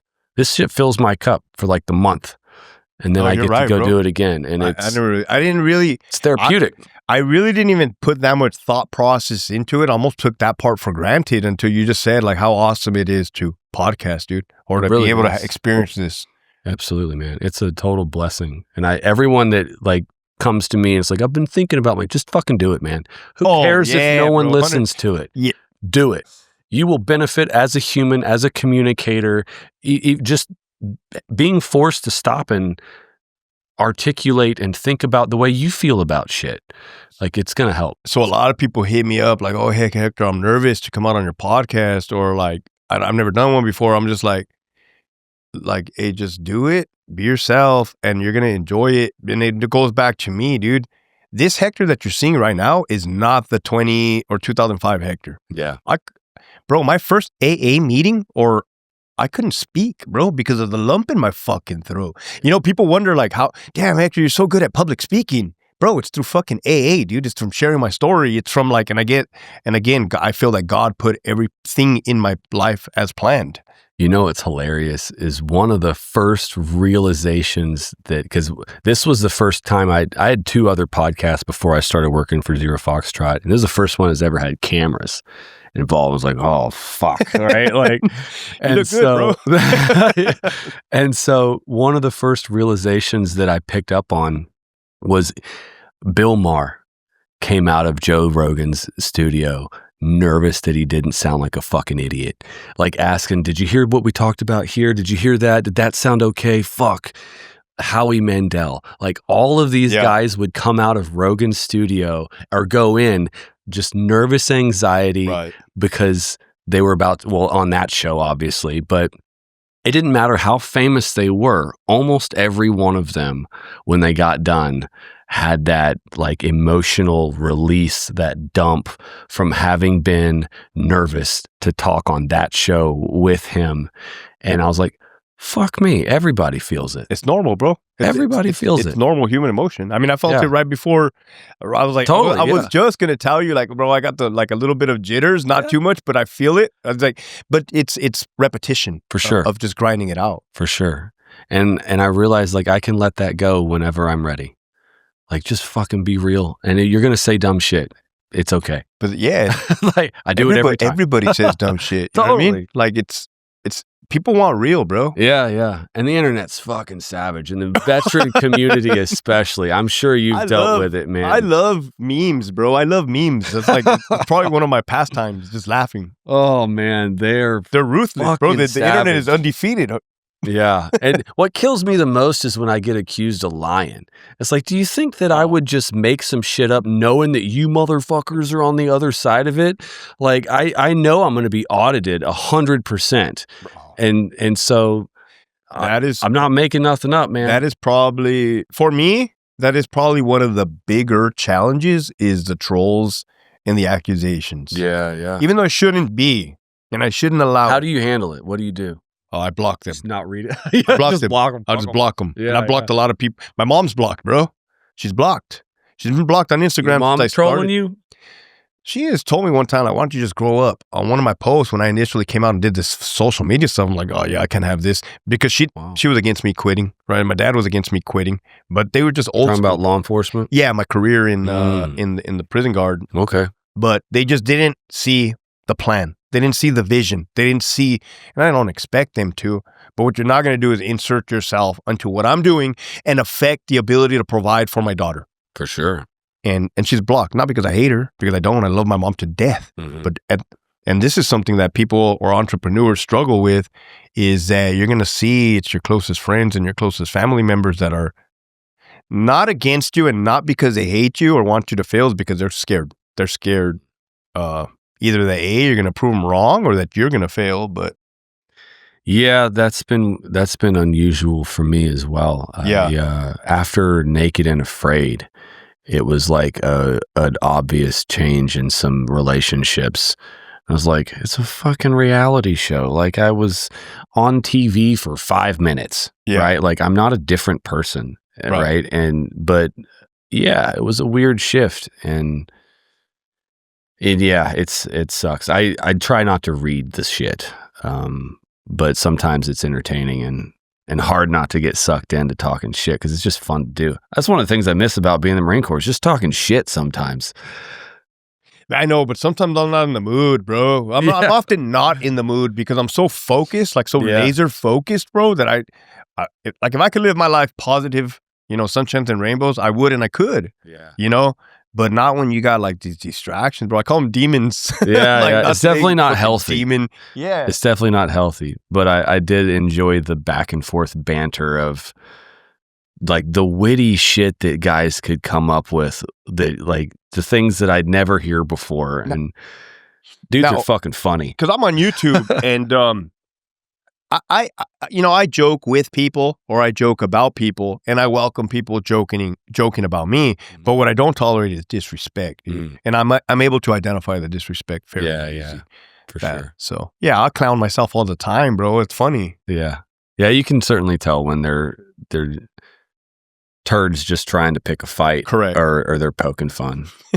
I got a dude that threatens to kill me every day, bro. What? Yeah, every YouTube, every fucking other day. What's up, Leroy? Yeah, bro. Holy shit. I'm not really tripping. Yeah. Wow. I figured if he was going to do it, he would have already done it. Yeah. Not just talk about it on the internet every day. Yeah, it probably just has nothing else to do. Correct. Just fucking with you. Talk to me about some of your time with corrections. What you started with as an officer, and you kind of worked your way up through the ranks, like you all the way to lieutenant, to hostage negotiator, and crisis response. What was the rest of your career like? So after I got sober, miraculously, things started getting better in my life. To include my employment. Yeah, I promoted to sergeant. So I got sober in 2010. I promoted to correctional sergeant in 2015, but then I transferred to another prison. So I started at Centinela State Prison in the Imperial Valley, which was a level 4 GP, like your gangsters, hardcore. What was that like? At that day and age, 2006, it was good, bro. It was good. Okay. When I say good, I mean, it was violent. Really? Yeah. But it was controlled violence. It's like I've always thought in my head, like I need to stay in shape because one day I could easily go to prison. So I'm sure that's an illusion in my head that I could survive that, but what advice would you give to someone that's about to step into prison? Or how do you survive that? What's the culture like? What are the fucking unwritten rules of not getting raped in the showers? Well, that's what I hate about my experience of seeing when I first started to when I left. It changed so drastically. But to answer your question, in 2025, how do you avoid getting raped in a shower? That's a myth for the most part. Yeah. Okay. The rapings in the shower are like in the movie American History X. Right. Yeah. That's obviously where my head went. Yeah. Realistically, a rape in prison will look like a big cellmate taking advantage of a younger, weaker cellmate in the cell. So either muscling him, getting him intoxicated to the point where he's, inebriated, and then taking his ass. Jesus. So yeah, it ain't gonna be like a gang bang in the shower, freaking Hollywood film. Now, being victimized, I guess to survive in prison would be to survive anywhere really. When it comes to command presence. What are some of the unwritten rules or things that they don't snitch? Don't snitch. I mean, how to survive is mind your own freaking business. Yeah. Number one, mind your own business. Stay away from drugs because you do not want to incur a drug debt. People get stabbed, killed over owing money for drugs. Okay. You don't want to get involved in any type of business in there, like any type of contraband selling or cell phones or owing anybody. Do you have to like gang up with certain groups, or can you fly solo pretty easily? You could fly solo, but not pretty easily. Okay. You're more than likely going to in California associate with your race. Okay. You have the Mexicans, the blacks, the whites, and then the others. The others consist of like Asians and Asians, like Samoans, and stuff like that. So, dude, everything's changed so drastically because in the past, you had massive race riots. You could have all black inmates fighting all Mexican inmates on the yard, in the buildings, boom, boom, just like stabbing the shit out of each other, bro. And we're there with less lethal munitions. So we got like the 40 millimeter, 40 mic. But instead of the high explosive, it shoots like hard Nerf gun fucking sponge round. Not the cheesy poofs. It'll fucking kill you, bro. It'll break bones. Oh, shit. It fucking comes out like probably 80 miles per hour. I don't know how fucking it's coming out of a 40, bro. Damn. Yeah, you hit a dude in the temple, it's killing him. And I've seen that. Really? How do you stop a 200-man riot? Or do you just let them fight it out? So there's protocol, right? There's an alarm response procedure where obviously you got to be smart now, safe, protect yourself and your partners. So you're going to keep your distance, and you keep a distance. You utilize your appropriate use of force options, whether it's chemical agents, OC spray. We have various OC spray. We have different type of grenades, instantaneous blast grenades. It's like powdered pepper spray, or CN gas, or now they have CS gas, bro, which is cool because a few years back we got CS on the line, which, as you know, yeah, that shit sucks. That's no fucking joke, bro. 40 millimeter batons, and they are gonna fight and continue to fight and continue to try to kill each other for a while. They're gonna get down, and then they're going to jump back up. It's kind of weird how that's kind of, I've experienced it firsthand. It's kind of eerie. Yeah, they fucking, all pockets of fighting, pockets just mass. Oh, bro, it's like the gladiator days. And then they get down, right? Because we're yelling, get down. And you're expected to take a prone position. If you're an inmate fighting, a prone position when we yell, get down. But, bro, you know that they're going to jump up. And yeah, and I think that's why they do burpees all day long, bro. Really? They do thousands of burpees a day. That's a fact. Wow. Thousands of burpees a day, bro. I've seen them. I've watched them just do burpees from fucking sun up to sundown. They're like fucking little machines. Wow. And yeah, they get up, start fucking fighting, killing each other again. And then it comes a point where they do stop. And then that's when you do restraint operations. You put everybody in plastic flex cuffs. Yeah. And then just start looking for wounds, whether they got hit with a 40 millimeter, stabbed, punch, broken jaw, whatever, broken eye socket. And then you start separating them and then getting them their medical attention, their medical care. And then back in the past, housing them in the hole in ADSEG. But times have changed, bro. You don't go to the hole anymore for rioting. Really? Yeah, nothing happens. Nothing happens, bro. So do they do it a lot more? Actually, they do it a lot less. Really? Yeah. What do they do instead? Assault cops. They fucking hit cops. They do murders now. They do murders. So in 2015, up until 2014, you had all the prison gang leaders in Pelican Bay and Corcoran Shoe, the security housing unit. So that's your Mexican Mafia gang leaders, your Aryan Brotherhood, your Black Guerrilla Family, and your Nuestra Familia. Dude, they were in a cell for 30 years, man. I mean, I have fucking, what's it called? When you, claustrophobia? Mm-hmm. They were in one cell for 30 years, dude. I don't know how the fuck they did that. Like never got out? Never got out. Damn. Never got out, bro. That'd fuck with your head.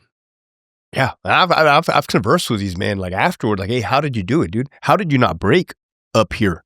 And they're like, every day was the same routine.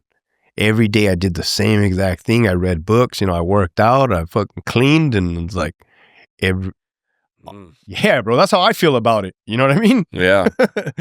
So when one of the conditions of letting them out, because they filed a lawsuit against the state of California, was that they were going to end all racial violence.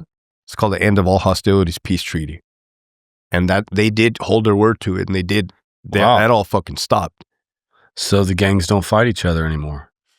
Now everything's all in-house. So now you have like all Mexicans killing Mexicans, blacks killing blacks. Whites killing whites. They've fucking been off the hook lately. Really? Yeah, bro. Is there any one group that's a little more violent than the others? Like if one of them was... Fuck, bro, I feel like this question gets asked to me a lot, bro. Really? Yeah, for sure. And it's a fucking decent question. Great question. But there's levels to the game, right? So like if you talk about the Southern Hispanics, are they dangerous? Yeah, they're gonna you can get killed, you will get killed, right? But it's more of a numbers game with them. And there's fucking thousands of them. And they know how to make good weapons. I always give the credits to the whites, bro. From my experience and from everybody else, a lot of experiences, like their numbers are not large, but their weapons are immaculate. And when they hit you and they want you dead, you're going to die, bro. There's no ifs and whats or buts about it. It's like precision. Precision. They're going to fucking kill you. That's scary. It's not good. Yeah. It's not good. Then you have the Northern Mexicans, which I did not work with because I was down south. Prisons, and they were at that time up north. They're structured like a military is what I've heard is they got like guards that watch the yard, dudes taking reports of everything that transpired and then turning in the reports to their gang leaders so they can read the daily briefing. Yeah, they're pretty fucking structured. So they kind of do the inmates run the prison? In a way. Wow. At least the social dynamics then. Is prison different than jail? Yes, 100%. Okay. Because jail's more like county, right? Or like somewhere where you're initially being arrested and you're just held and waiting to go to court, waiting to... There was a law change, AB 109 in California. Before AB 109, I think it was AB 109, could have been Prop 57 or Prop 47. You could only spend a maximum of 1 year in jail. And then you had to go to a state prison. That law changed it where you can now stay up to 10 years in a county jail, bro. Wow. So basically, we were talking about politics earlier. It was a big facade to empty out all the prisons, empty those inmates out to the streets, like straight parole them, and just to reduce the numbers. So it's like, imagine just opening the door of the floodgates. Yeah. And I saw that around 09. Why did they want to reduce numbers? They were saying that there was an overcrowding problem. And looking back in hindsight, there was an overcrowding problem. I mean, dude, there was inmates on the day room floors of housing units, like on bunk beds. There was gymnasiums, like dorms, full, packed on bunk beds. But I mean, if you have two choices, build more prisons or let them loose, they let them loose. And that impacted the jails so bad, bro. They were not designed for that. And then they started dealing with... the inmates that had the prison mentality as opposed to having jail mentalities. Yeah. You know, they were more sophisticated. Yeah. So yeah, that put a damper in their parade. When did you start to notice that things were fucked up? As soon as the alcohol wore off and you got back to work? Bro, that is probably the most realest fucking thing I've heard and made the most sense, dude. Yeah, bro, all of a sudden I started hating work when I was sober. Yeah. When I was fucking drunk, it was bearable. That's funny. Wow. No, you're right. But no, aside from that is fuck, dude, everything went woke. The world took a wild turn in the year 2012, 2013, 2014, 2015. And then it went nuts, bro. It went nuts. Okay. I landed in my new prison in 2015 as a brand new sergeant. Right. They call us into some training in the visiting room. So I'm like, yeah, cool. It's training. We're used to training, right? We get trained all the time. And it was the investigative services unit sergeant. So kind of like the detectives of the prison. And he's like, yeah, this class is a transgender class. You now have to call the inmate what he wants to be called by. If his name is John, but he wants to be called Sally, you will call him Sally. And if you don't call him Sally, you're going to get in trouble. And I'm like, what the fuck is this?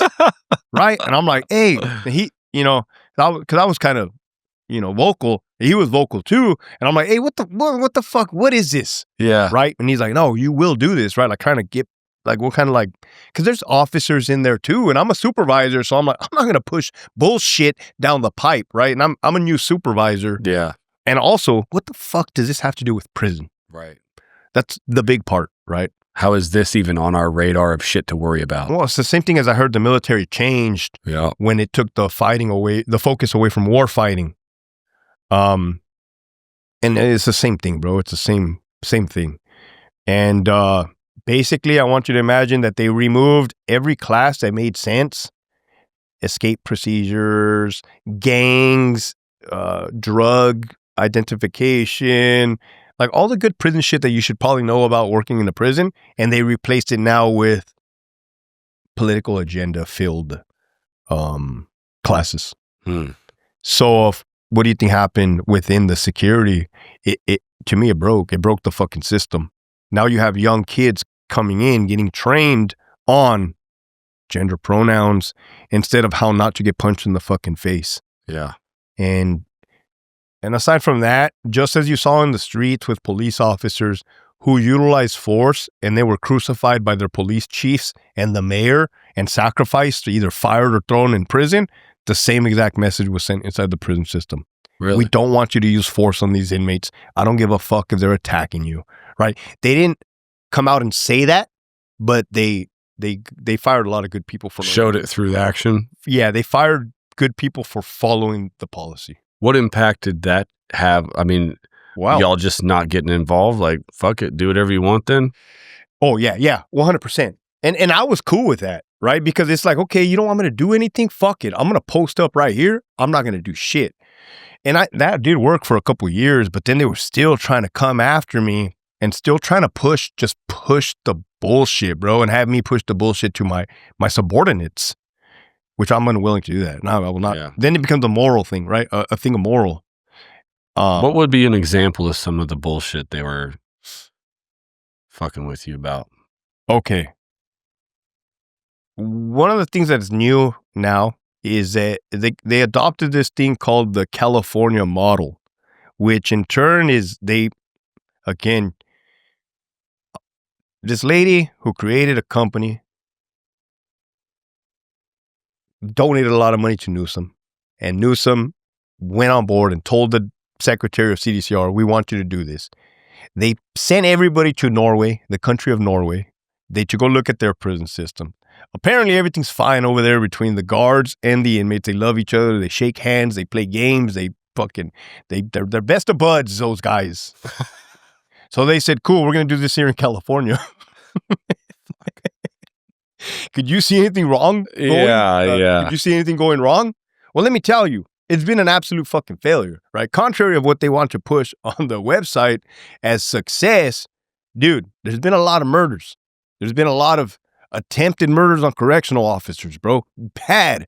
Dude, getting their fucking throat slit. Like, to me, that's like the dangers of prison. To me, nobody has to explain the dangers of prison to me, right? But I don't know how these young kids are just going in there blindly and letting the management just bamboozle them into thinking that these inmates are their friends and these inmates are not going to hurt them. So that's an example, which is why I quit. I quit right before they implemented that. Really? I read that writing on the wall. Wow. Was there a lot of rejection of that among other guards? Were a lot of people quitting, or no? Has there been a big turnover and are guys like, fuck this? You know, the turnover comes from the people with time that are eligible to retire. Okay, so they were able to fucking punch out. Some people punched out a couple years sooner than eligible to retirement, but they're just like, oh, fuck it. 2 more years, I can do something for 2 years. Right. But it almost seems now, and I've been doing this for 2 years, it almost seems now like they've just have become accustomed. I mean, it's typical, bro. It's typical. Like when COVID came around, they made everybody wear masks. They made everybody take a vaccine. I now see, how Nazi Germany was able to get away with Nazi Germany. Sure. Is you just fucking control the masses, control the sheep through fear, intimidation. Did you see a change in hiring? Oh, DEI, bro. Yeah. 100%. But they pushed it. We want to hire more females. I was a recruiter. In a male prison? We want to hire 30 by 30 initiative. We want 30% of our law enforcement, our department, females. So I was a recruiter, and I would get the emails, hey, recruit females, right? And I'm just like, what the fuck? I'll recruit whoever the fuck I want to recruit. Yeah. I'll recruit who's the best fucking candidate. Whoever comes to my fucking table and we're having a conversation, that's who I'm going to recruit. But you could tell they were pushing that hard. What sort of incentives were they going to give the girls to come to work in a prison. No incentive. Like, you don't get an extra incentive. And they don't give you nothing. That seemed like a real dangerous place to work then. Particularly I for quit. a woman. I quit because I started seeing these young kids, bro. I don't know if it's a generational thing where they just don't defend themselves at all. Like, I don't know if these guys were to be on the streets and they were to get confronted in a violent encounter. I mean, I can only assume they're going to act the same way. They're not going to defend themselves. They're going to be a victim. But then why on earth would you ever become a correctional officer? Yeah. That environment is fucking cutthroat, relentless. Wow. It's unforgiving. And you're in there with predators, bro. These inmates are predators. You know, not all, right? I've talked to a lot and I've had a lot of conversations with them.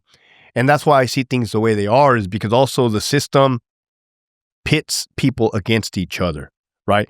Now, I'm a realist. I don't want to be a best fucking friend with an inmate, but at the same time, I don't want to hate you either and resent you. Mm-hmm. So it's like, hey, just whatever happened to being professional and meeting in the middle. I'm sure there's some politics involved in which inmates are running the show and like who y'all need to have relationships with. You ever heard of the Menendez brothers? I have, yeah. They're about to parole. That's a fact. They're about to parole. They were at the prisons that I worked at. Really? Yeah. What did they do? Bro, they blew off both their parents' heads off with 12-gauge shotguns. Holy shit. In Beverly Hills. It was like in the late 80s. Damn. They had LWOP. They had life without parole, but they're about to get out for sure. And again, all political. Because why do I know this? Because I was in that system. Mm-hmm. There was a lieutenant who wrote a good letter on behalf of the Menendez brothers to like the news. Bro, I know that lieutenant. Let me tell you, he is not the brightest guy in the room, man. At all. And if I look at the letter that he wrote for the Menendez brothers versus reports that he's written at work, he clearly used AI GPT to type up some fancy. So stuff like that, right? I know the intricate workings of the system, which is to me, corrupt. Right. Was there a final straw kind of moment? 3 final straws. One was when my wife's sister passed away on COVID in 2020. I was a public information officer, so I was a right-hand man for the warden. And I lost 2 family members in that same week. An aunt, and then my sister-in-law. Dude, that news devastated. That news like broke the fucking family, bro. We got that call at midnight. And it was dude, it was devastating. I get my cell phone and I text the warden, "Hey sir, I just received news of my sister-in-law passing. I will not be in to work tomorrow," which would have been a Friday. I said, "I may be back work on Monday if everything is situated at home," right? Because my family is my priority. And his response was, "Bring me verification for both." So like his immediate response was like, "I need verification that both of your family members passed away." I'm just like, "Fuck you, dude." Boom, through my cell phone. But that was already towards me checking out. Yeah. Right? There was an attempted murder on 2 correctional officers. Bad, bro. One of them should have died. Like his injuries, he got fucking stabbed in the mouth. Dude, this dude got fucked up. They took his own baton away from him and smashed his fucking face, dude. Crushed his own face. That was a direct result of an incompetent captain that befriended a Mexican mafia member. That's what my question was going to be. Like, what sort of thing could an officer do that would get them a hit put on them? Anything. Well, to get a hit put on them or to get assaulted? Well, I mean, assaulted, I could assume you just have a confrontation that they're going to punch you in the mouth, right? You show up every day to But a hit would have to be planned and a hit assigned. Like, yeah. So there's numerous reasons. Excellent question, bro. Why a hit could be ordered on an officer. One, he could be doing his job great. Right? Oh, damn, this fucking CO is doing too much. This CO is finding all the knives, finding all the dope, finding all the cell phones. He's impacting business. He has to go. He's gone. They're going to hit him. They're going to stab the fuck out of him. So you got to play ball to a certain degree. Well, it all depends. I mean, there are cops that are very great cops. Yeah. And this is just one of the, I'm not going to say repercussions of the job, but it comes with the territory. You're not making friends doing that. There's no great like style or not great style. Every style varies, right? Yeah. But that's one, to answer your question. Disrespect. So if a person's disrespecting either a large group of people or an influential individual, he's going to get hit. He's going to get hit. Respect is a pretty big thing in prison. It's presume. Probably the majority. Is that because it's mostly male? I think respect's a big thing for us. I wouldn't say it's because it's mostly male. What I would say is because they don't have much physical, physical property. Like, they don't have much. They don't have anything, right? They got a little television set and some soups. So what do they have? They have their word, their honor, their respect, their dignity. Yeah. So that's huge. Sense. Something else that could get you hit would be, I've seen this too, is if you're a cop, a correctional officer, and you're dirty, like you're bringing in contraband for the inmates, and you burn them, like let's say you don't fucking bring your end of the deal, oh, they're going to fucking slash your face with a razor, bro. They'll stab you, and that's happened. It's happened. And it's kind of, when cops get hit, you know, people talk, and it's like, what the fuck? Why did they hit him like that, right? Mm-hmm. But it's like, oh, dude, you know why they hit him like that. Yeah, he fucked up. Yeah. So would you say... I've actually seen like all three different scenarios that you mentioned, yeah. In general, if a cop gets hit, it's been earned? No. Okay. I wouldn't fucking say that, because it's like the guy that comes to work and does his job. Right. In that scenario, he didn't certainly, yeah, they're just getting rid of someone who's hurting business, but being, you know, double crossing. Oh, well, I mean, yeah, dude. I wouldn't say that's earned. I mean, because I look at it as like, damn, dude, you shouldn't have been dirty in the first place, number one. Yeah. You shouldn't have burned this dude, number two. And like, now look what happened, like number three, right? Yeah, it's a consequence. The inmates are still going to go through what they're going to go through. They're still going to get in trouble. They're going to get charged with, you know, attempted murder. Man. So when did you make the decision to get out? And what was your plan? So I told you about two of the three straw breaking things. The third one was right before I left, dude. I was a lieutenant. We had an associate director, which is one level up of a warden. Like, he's in charge of like a region. He came to our prison, had a meeting with all the supervisors, all the sergeants, and all the lieutenants. And it was a conference room. And he was sitting right here, bro, like where you're at, like fucking within touching distance. And he's like, hey, guys, if an inmate tells you he does not want to be placed in handcuffs, you will no longer place him in handcuffs. Wow. What was the reaction that day? The same reaction you just gave, bro. What the fuck? The same reaction you just gave, bro. But you got to imagine, like, your reaction that you just gave is priceless, right? But I was just like done, bro. Defeated. Like after 16 fucking years, everybody in that room had a lot of experience, had been in a lot of bullshit, had been fought inmates, had been around the block, had understands how inmate operates, understand how prison operates. And they all respectfully rose their hand and gave examples of why we should not be doing what he's telling us. And he shut him down. He shut him down. And then the guy next to me, he was actually our in-service training sergeant, though he's a trainer. And he's like, hey, sir, you know, peace officers, because we're peace officers, bro. We go to an academy, we get a badge, we get sworn in. Yeah. Peace officers have no duty to retreat. If they feel like a detainee or a suspect poses a safety risk or whatever, we have the ability to place them in restraints for our officer safety and their safety. And the associate director is like, hey, man, what are you reading over there? He's like, the penal code, sir. He's like, nah, that only applies to the cops on the streets. And we're like, wow, man. After that, dude, I told my wife, I'm done. Now, there's an argument between there and that, because to me, by me telling her I'm done means that I could have quit whenever. But apparently I told her, give me 1 whole year and I'm going to quit. What happened, I went to work on December 1st, 2022. My coworkers, we started talking, and I didn't like the way the conversation was going. And I just typed up my letter of resignation, bro. It was pretty quick, clear, concise. You know, today's my last day. I will not be returning tomorrow. I lost my badge. I can't find it.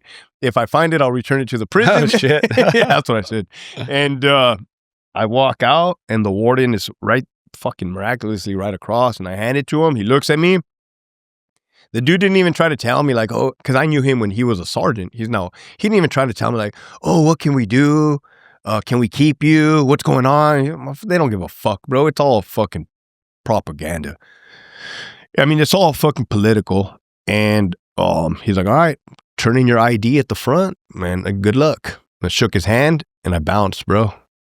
I fucking went home. And I called my wife. I told her I quit, and then I didn't hear the end of it. And, and that created some conflict. Yeah. And I was scared as fuck, bro. I was scared because I had a 4-year-old daughter at the time. Did you have any plan? Any idea what you were going to do or wanted to do? I initially wanted to be a firearm instructor, but in Southern California, or in California in general, it's not a good idea, right? It's not very gun friendly. It's not a huge market there. Correct. Right? It's not a huge market. So then I had to shift a little bit, and I've just kind of taken it to social media, bro. And now, since I'm pretty much the only one that has left the department, because God forbid you're still an employee and you speak against the department, you're going to get fired. For sure. So it's giving me the ability to be the voice for the people that cannot speak. I had a guy from Washington, it was Department of Corrections, that he's been out for a while, and he's like, they've actually been going after guys' pensions who have gotten out and spoken out. No way, dude. Yeah. Oh, yeah. That's fucking news to me, but I'm not surprised. Yeah. Oh, I forgot to tell you, they filed 2 search warrants on me last month. Yeah, as a civilian. Are they starting to harass you? Yeah, well, as a civilian, they filed 2 search warrants on me, to my email addresses. So they accessed my email addresses, my personal email addresses. That's wild. Exactly. Well, what they did is they lied. They committed perjury on the affidavit to Google. They said, hey, one of our employees is committing a felony. We need access to his email address. And they put my email address. I'm not a fucking employee, bro. Yeah. I had not been an employee for 2 years. Have you sued the state? It's kind of in the works, but no, I have not. Nice. But it's kind of in the works, right? Because that's the First and Fourth Amendment violation. Hell yeah. And if no one holds them accountable, that's the kind of shit they're going to do. But I'm not surprised that they did that, bro. I'm not surprised, but I'm just like, God damn, bro, the level, like that's the audacity of these fucking idiots. Wow. So tell me about your podcast, and you wrote a book, and you have a documentary out now as well.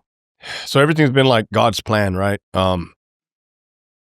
Prior to me resigning, like a couple months, I wrote a book because I did let one of my coworkers know that I was going to be quitting. And he's like, hey, dude, if you quit, at least write a book and, share some of the lessons that you've shared with us to help other young correctional officers. So the book is called Operation Yard Recall, and it's on Amazon. It's pretty informative, dude. Has like my life lessons, policy and procedure, pictures and stuff. Then my podcast is Hector Bravo Unhinged. That I started up 8 months ago, and that has been a huge hit, dude, because I was like a wobbler. Like, should I even do this? Is this even going to work? Yeah. What's the focus of it? So basically, I've interviewed everybody and anybody from former inmates that were lifers in prison that have gained their release, right, and have changed their lives around. So I love talking to them because I love hearing their experience within the prison system, and then like them give hope to other individuals that are still in prison trying to get out. Yeah. I've interviewed former correctional officers, former police officers, military guys, Rangers, Navy SEALs, basically people like real deal people, bro, that have gone through it and have That's awesome. come out better. And then my documentary, Grunt. So throughout this whole 2-year process, bro, I linked up with a producer early on 2 years ago. And I'm like, hey, bro, like I got a story. He did the documentary called Ranger. It's on Amazon. And I'm like, I got a story if you want to like do something with it. Like, what is it? And then I kind of just told him everything I told you per se. And he's like, oh, yeah, dude. So we filmed for over a year, and it captured a lot of my Iraq deployment. Not all. I left out a lot of stories, but I mean, there was just too much to cover. Sure. But the bulk of it. And in that documentary is a lot of home video footage from before the Army Like, I don't know, I had all this footage, bro, before the army, basic training, before Iraq and after Iraq, bro. So you get to see the change, like the transformation in my face, you know, Wow. like as a man changing. Yeah. That's awesome, dude. That's available. Where is that? It's called Grunt, and it's available on Amazon. Nice.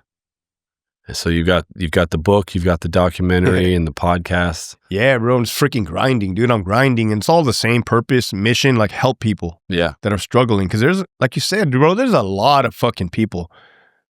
Everybody's going through something, dude. For sure. That's something that I think is universal. Life's fucking hard.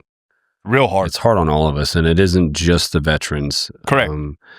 You know, there's a lot of leeway and a lot of grace given to the guys that have gone through the war, and particularly in, you know, how we handle PTSD and how we get healing. I know, at least in the psychedelics thing, that's was a Schedule 1 no one's allowed to do or talk about, but now they're like, okay. If it's working for those guys, like, let them fucking do it, right? And they're not getting much pushback, and so that's been really good. But everybody's got trauma.